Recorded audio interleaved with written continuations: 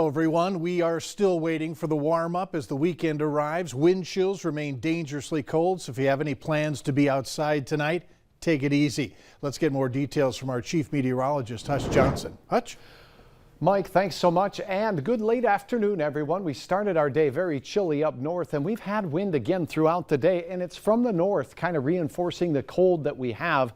And temperatures this morning near 8 below here in the FM area, some single digits below in our southern valley counties. Right now, we remain in the single digits below zero as forecast throughout the day. It is 2 above, though, for Babe the Blue Ox and Paul Bunyan out in Bemidji.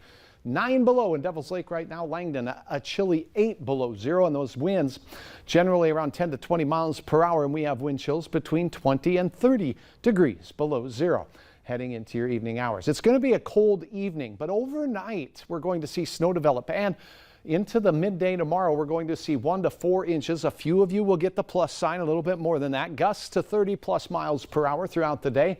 First from the south and then from the north, causing icy roads, blowing snow, reduced visibility, and slippery travel. Best chance of seeing that snowy weather will be in the areas of dark blue, where a winter weather advisory has been crawling across the bottom of your screen. Many of us are in that wind chill advisory, and the heaviest snow looks to be up north. Mike will have hour-by-hour details on when it starts, where it goes, when it ends, and where it will be warm. That we talked about, but it's going to also come with wind. Details in a few moments. All right, we'll look forward to that. Thanks, Hutch.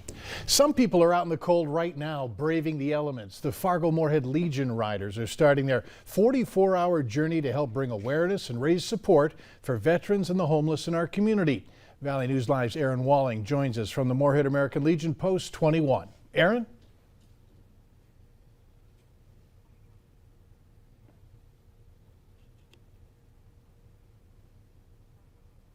All right, we will try to hook up with Aaron Walling shortly. Meantime, in other news, new at 4, formal charges have been filed against the man accused in an assault in Halstead, Minnesota earlier this week. Besides domestic assault and assault, 32-year-old Jeremy Coste has been charged with burglary. The incident happened in an apartment building in Halstead on Wednesday. Deputies found a female victim crawling on the floor, bleeding profusely from the head, and was spitting up blood. At first, she said she thought Coste had shot her. The victim was life-flighted to Fargo. He forced his way into a nearby apartment where he was later arrested. Also new at 4, one man's facing charges after a cabin was destroyed in a fire. Cass County, Minnesota Sheriff's Office says that they found the cabin near the shoreline of Lake Washburn fully engulfed in flames and a pickup on fire early Monday morning. Firefighters and deputies found 36-year-old Tyler Opatz in the garage. They say that Opatz has no connection with the property, and a search of the lake indicates that he spent some time out there. Deputies also found more places that he may have been. Cause of that fire has not been released. Body camera footage has been released showing Wednesday's deadly encounter between a Minneapolis police officer and a 22-year-old man inside a downtown apartment.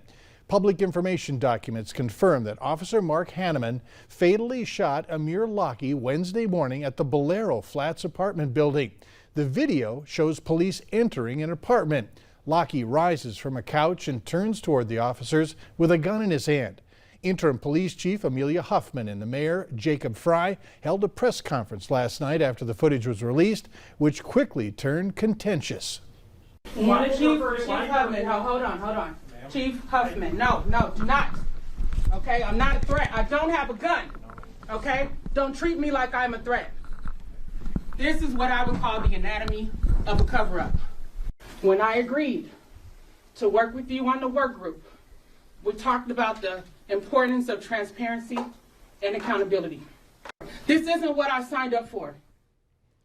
Huffman and Fry then left the room as activists continued to shout out questions. The Bureau of Criminal Apprehension is investigating the shooting. Minnesota Attorney General Keith Ellison has said that his office will review the case with accountability and transparency. Meanwhile, Governor Tim Walz commented on the shooting, saying in part, Minnesota made strides last year, passing statewide restrictions on the use of no-knock warrants, but the events leading to the death of Amir Lockie illustrate the need for further reform. At the Minnesota State Legislature, a major topic of discussion is law enforcement. Lawmakers are working to determine what portions of the state's $7.7 billion forecasted surplus will be allocated to law enforcement resources. Charges have been dropped against an activist accused of harassing the judge in the Kim Potter trial. According to a criminal complaint, Cortez Rice led a protest in November of last year at what he believed was the apartment of Judge Regina Chu, who is overseeing the Potter manslaughter trial in connection with the fatal shooting of Dante Wright. That case was dismissed after prosecutors conceded that Rice didn't put Chu or her family in reasonable fear of substantial bodily harm or emotional distress. Rice's son, Jamari Rice, is the student who was shot and killed outside a Richfield school on February 1st. Look at this view from Washington, D.C., where the White House was lit up in red, white, and blue last night. It was done so in honor of the 2022 Winter Olympic Games in Beijing. U.S. athletes have already started competing in a number of contests, with the most medals won in snowboarding. Speaking of medals, here's a look at the current medal count. Norway currently in first place, followed by Germany and Canada. The U.S. currently sitting in fourth place. A third day of efforts to rescue a 5-year-old boy who fell into a well in northern Morocco were halted for a short time this morning after concerns about ground stability, fueling despair among those hoping to reach him. The boy has been trapped inside the well since Tuesday. Rescue workers are using a rope to provide oxygen and water to the boy. Moroccans took to social media to offer their hopes for the boy's survival, which has brought global attention to the rescue efforts. Authorities in Arizona say that they have found 227,000 fentanyl pills hidden in an unusual way during a traffic stop. The driver was pulled over, but police say his story wasn't adding up, and they searched the car. Inside the vehicle, deputies found 4 large buffet-style pans filled with food, but noticed the trays felt heavier than they should have. They dug into the food and found the bags of fentanyl pills buried inside. We've got a live look at Freezing for a Reason now, so let's go back to Valley News Live's Aaron Walling, who joins us from the Moorhead American Legion Post 21. Aaron, what do you have for us? Well, I'm actually here with the the Garden of Healing. What's your name, ma'am? Sarah Fisher. All right. Well, Sarah, people are going to be out here freezing for a reason, trying to raise awareness for, for homeless people, for veterans, especially in our community. What's it like for you to be a part of this and to, be a part of helping out and bringing awareness? We're just so honored that we have been able to meet the FM Legion Riders. They are a big part of the Garden of Healing. They donated the American flag and the flagpole for the Garden of Healing, and we just love everything that they represent.